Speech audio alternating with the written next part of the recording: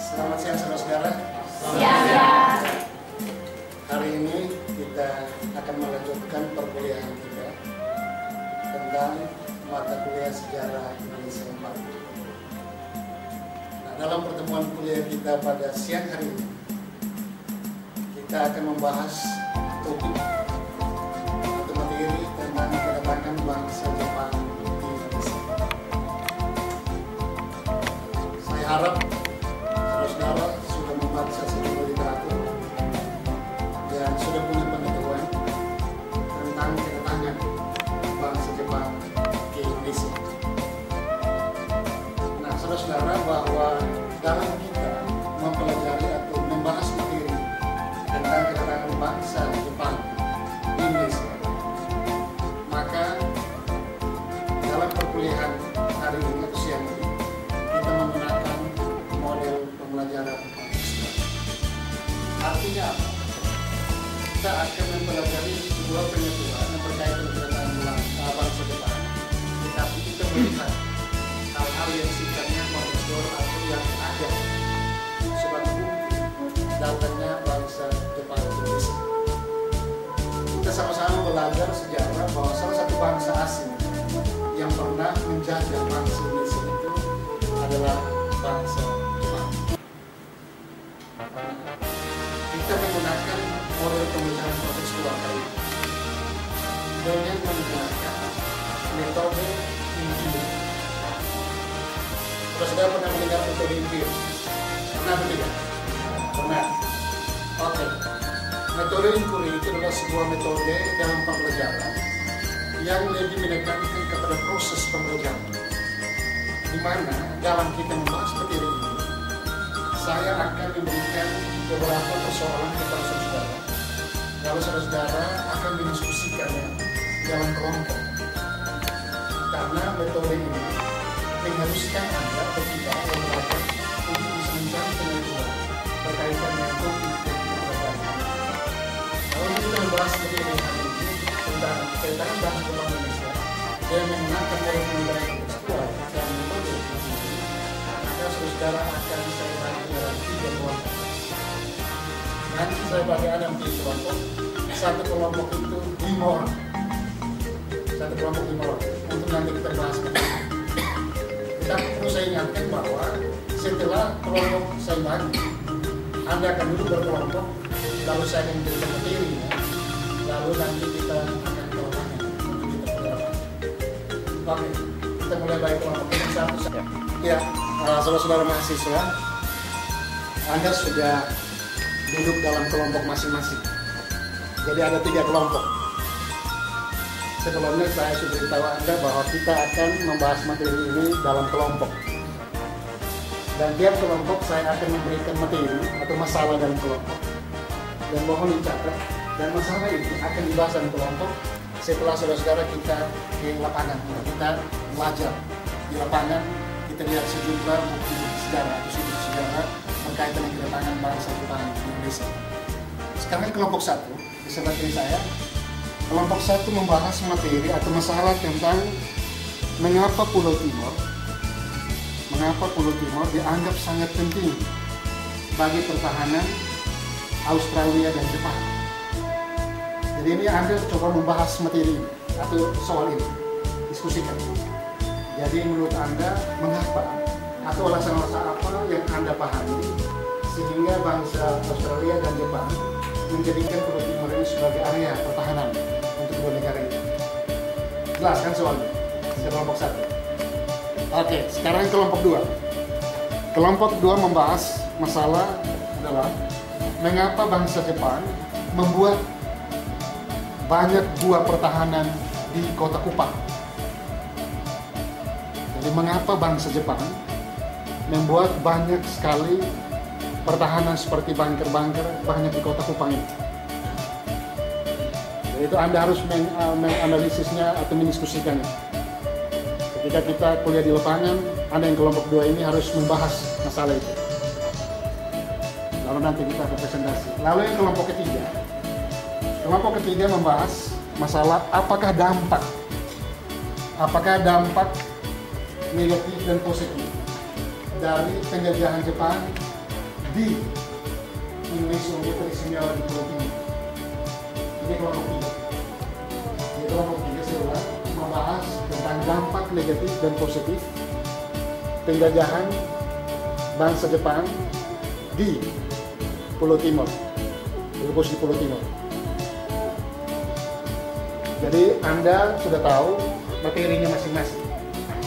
Jadi materi ini saudara harus bahas dalam kelompok. Harus bahas dalam kelompok ini. Tetapi kita akan kuliah lapangan. Kita ke lapangan untuk melihat sejumlah bukti-bukti sejarah atau situs-situs sejarah yang berkaitan langsung dengan kedatangan bangsa Jepang di Indonesia teristimewa di Pulau Timor. Sehingga kita melihat sejarah ini, kita tidak hanya sekedar membaca teks di buku, tetapi kita juga melihat langsung fakta-fakta yang berkaitan dengan kedatangan bangsa Jepang di Pulau Timor. Ya, nanti kita akan coba ke tempat-tempat di antara lain gua Jepang yang ada di Kelurahan Liliba. Di sana kita akan belajar di sana. Dan situs-situs yang lain yang ada di Kota Kupang kita akan pelajari bersama. Dan saudara-saudara, nanti sampai di sana Anda akan berjalan berkelompok, kita berkelompok. Dan setiap pengetahuan yang Anda dapatkan di lapangan berkaitan sesuatu itu, Anda silahkan dokumentasikan, silahkan catat, lalu diskusikan di dalam kelompok. Lalu nanti kita akan presentasi di sini. Ya, jadi tadi Anda sudah duduk dalam kelompok dan Anda sudah tahu materi apa diskusikan. Nah, waktu bagi Anda untuk diskusikan materi tadi itu adalah tiap kelompok hanya 10 menit dari sekarang.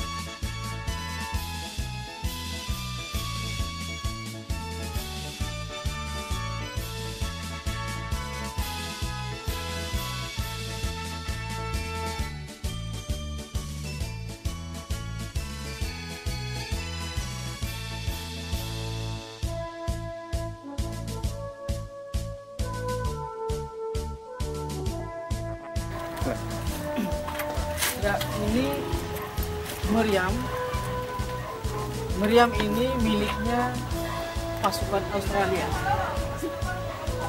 Tujuan penempatan meriam ini untuk menjaga Pulau Timor dari serangan pasukan Jepang. Meriam ini dipasang di sini dengan tujuan untuk menembak setiap kapal perang Jepang yang berlayar di Teluk Kupang. Jadi meriam ini memiliki jangkauan sekitar 10 kilo, itu jangkauan efektifnya.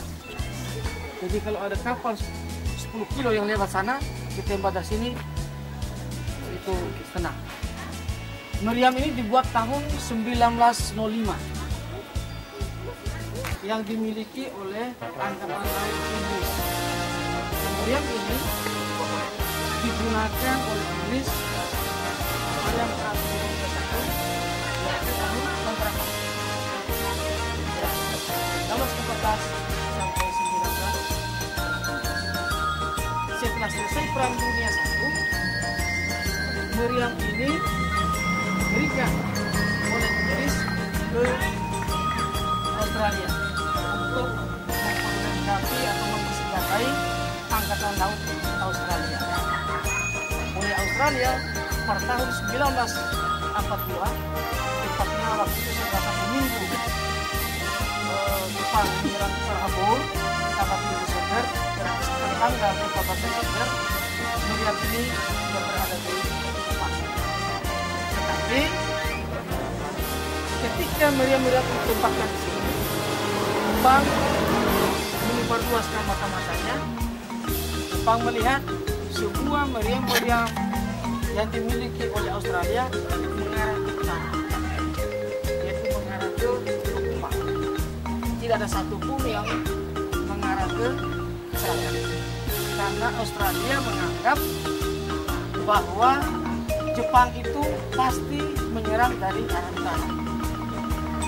Melihat kondisi itu, Jepang tidak menyerang ke timur dari arah utara, tapi justru mendarat dari arah selatan.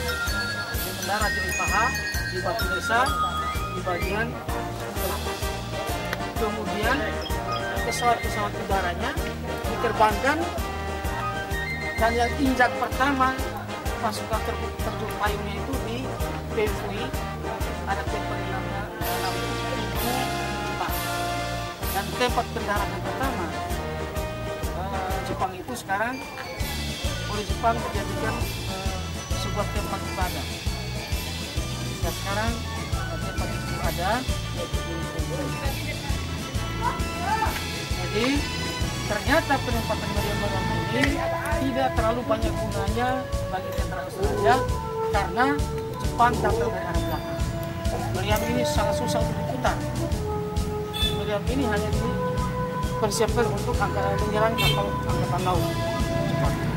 Tetapi ternyata Jepang pintar, dia menerjunkan dulu pasukan payungnya, sehingga meriam ini tidak terlalu banyak penting.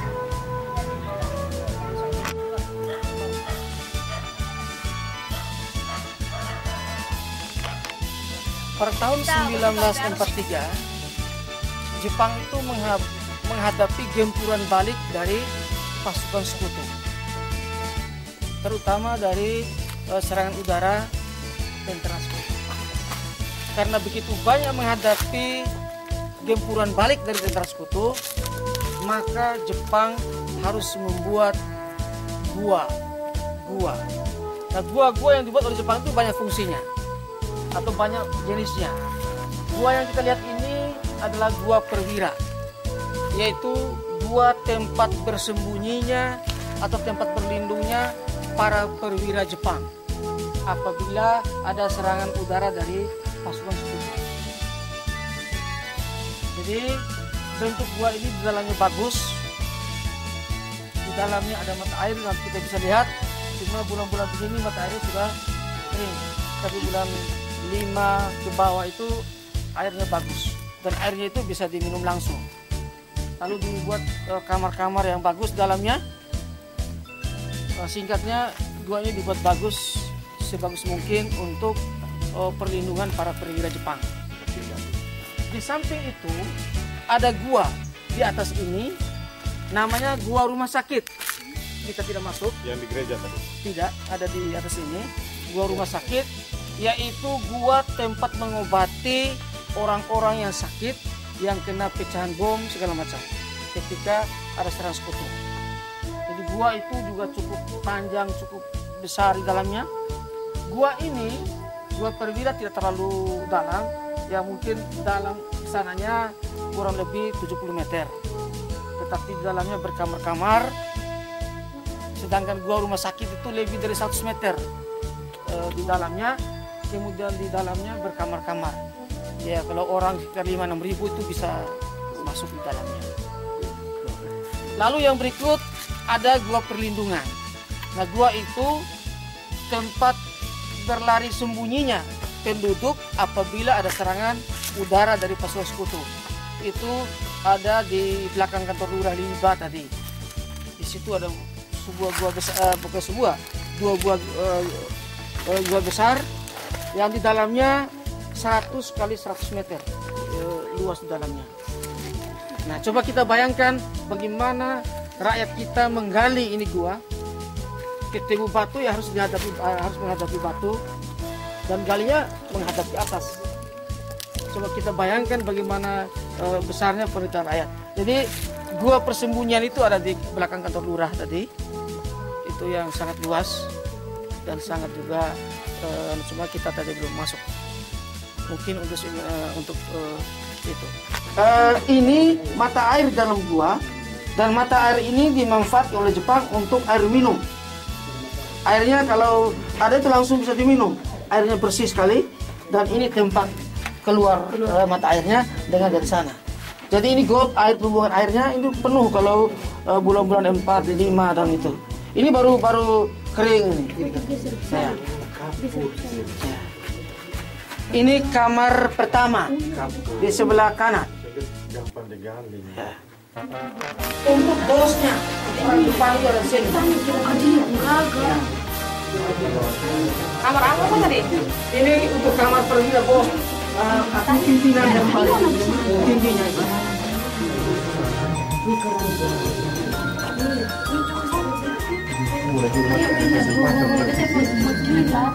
Ya, kalau ada foto yang bisa bagus tuh. Selamat siang saudara-saudara.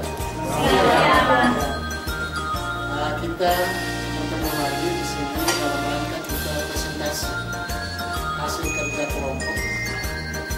Karena tadi kita sama-sama sudah pergi ke lokasi untuk belajar di lapangan. Belajar untuk melihat situasi sejarah terkait dengan kegiatan satu tahun di Kota Kupang. Oleh karena itu sekarang nanti ada presentasi. Saya akan berikan kesempatan kepada wakil yang berada kelompok. Kalau di 12, yang kita kelompok silakan. Satu kelompok itu 1 menit membacakan atau mempresentasikan hasil diskusi kelompok. Ya, kita mulai dari sekarang untuk kelompok pertama.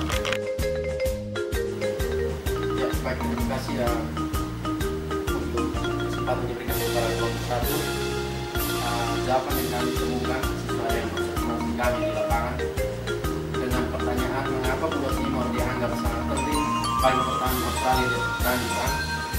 Maka jawaban yang kami temukan secara observasi adalah yang pertama, bagi bangsa Australia itu sendiri, karena Pulau Timor dijadikan sebagai tameng atau pertahanan untuk melindungi benua Australia dari serangan Jepang yang datang dari arah utara. Untuk itu, Pulau Timor sangat dipertahankan mati-matian oleh serdadu atau tentara Australia.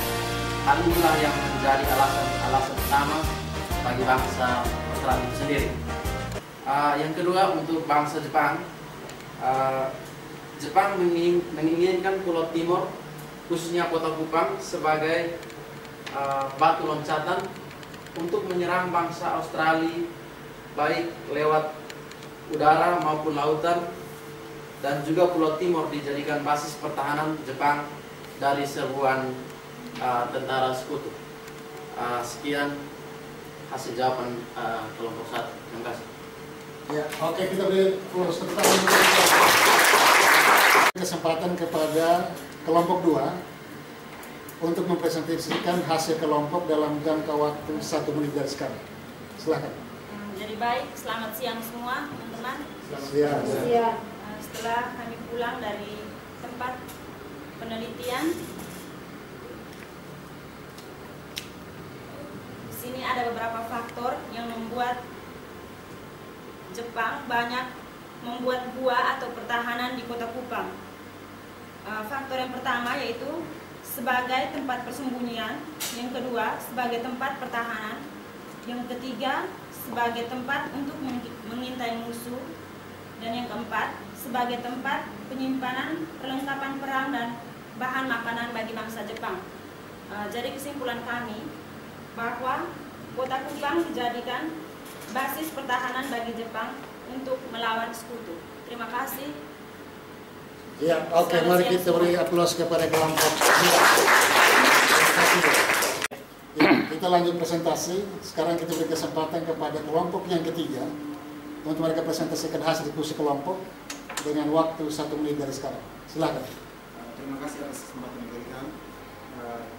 Kami dengan pertanyaan, apakah dampak negatif dan positif penjajahan Jepang di Indonesia khususnya di Pulau Timur? Setelah kami kembali mengobservasi lokasi gua Jepang dan sebagainya, kami menemukan beberapa dampak. Yang pertama, dampak negatif. Dampak negatif pertama, kesengsaraan akibat penjajahan. Setelah Jepang datang ke Indonesia, mereka menerapkan sistem yang namanya Romusa untuk berdagang ke orang Timur untuk membangun dan menyenteng di Pulau Timur. Yang kedua, perang yang mengakibatkan korban jiwa yang berjatuhan dari orang-orang Timur. Yang ketiga, selain korban jiwa, korban harta benda. Yang keempat, terputusnya hubungan sosial antara masyarakat di Pulau Timur. Selain dampak negatif, kami juga menemukan beberapa dampak positif. Yang pertama, secara tidak langsung, Jepang membantu orang-orang Timur untuk mengusir orang-orang Australia dari Pulau Timur. Yang kedua, melatih orang-orang Timur itu sendiri dalam tentang sistem pertahanan. Jadi makanya dibangun benteng pertahanan. Terima kasih. Selamat siang. Oke, kita beri tepuk tangan.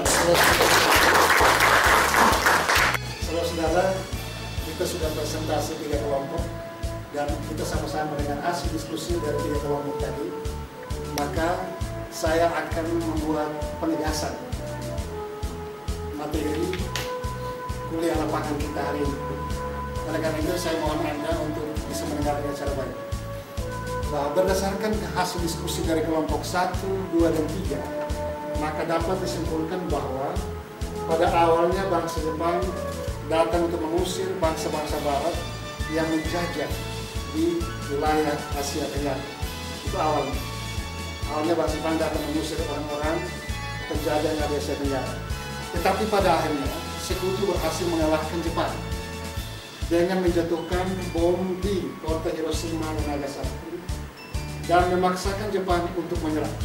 Sekutu berhasil membuat Jepang menyerah karena melakukan bom di kota Hiroshima dan Nagasaki. Penjajahan Jepang memiliki dampak negatif, yaitu menyebabkan bangsa Indonesia atau rakyat Indonesia itu mengalami penderitaan lahir dan batin, serta banyak sekali rakyat Indonesia yang meninggal atau korban jiwa, bahkan ada korban harta benda.